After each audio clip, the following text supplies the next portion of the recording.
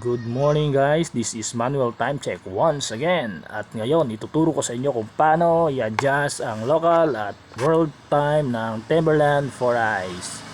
Dito sa may bandang ibabaw ng mata niya, sa kaliwa, ito yung local time. Tapos dito naman sa bandang kanan, sa ibabaw ng mata niya, ito naman yung world time. Ang una nating i-adjust itong local time. Okay? Una nyo gawin, press nyo lang dito, long press, mga 3 seconds. Yun. At kapag narinig nyo yung tunog na yun, pwede nyo nang bitawan. At hintayin nyo mag-stop ang lahat ng kamay niya sa pagtakbo.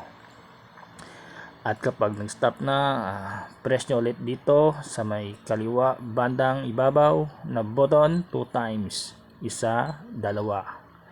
At kapag tapos na, dito naman mag-adjust ng time sa bandang kanan na button sa ibabaw. Hold nyo lang para mas mabilis yung pagtakbo ng oras. Kunwari set natin siya sa i-set natin siya sa 5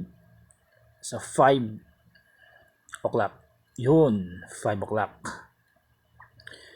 At kapag okay na, press nyo dito ulit sa may bandang kaliwa na button para fix yung setting niya. Yun, okay na yung local time.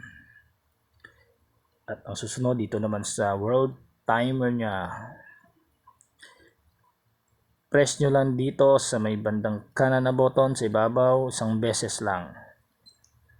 Yun, at kapag nag back to 0,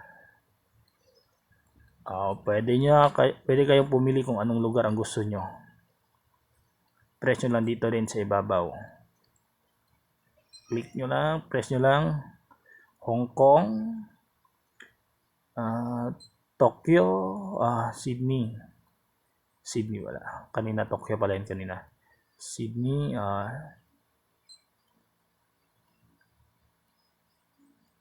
domain. Pili na kayo ng lugar. Kayo nang bahala kayo. Saan nyo gusto.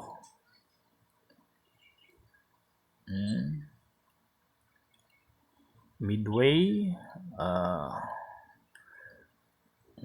Kung gusto niyo naman manual set yung time ng world time, long press nyo lang dito pa rin banda sa upper button sa right side. Long press nyo lang, at kapag narinig nyo yung tunog na yun, pwede nyo nang bitawan. Tapos click nyo dito dalawang beses, press nyo dito dalawang beses, isa, dalawa. At kapag okay na, adjust nyo yung time dito sa may bandang ibaba sa right side button. Long press nyo lang para mas mabilis ang pagtakbo ng oras.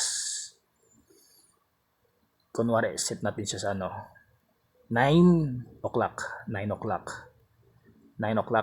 Okay, 9 o'clock. Isa pa. Okay, para fix yung niya, setting niya dito. Press nyo dito banda sa may bandang kanan na button sa ibabaw. Yun. At yun, okay na. Okay na sa world time, okay na yung local time. At dito na banda, ito bandang ibaba na mata niya sa left side, ito yung niya, compass. Bisaya lang sa kalam. Compass. Tapos press nyo lang dito isang beses. Yun, pwede nyo gamitin yung compass.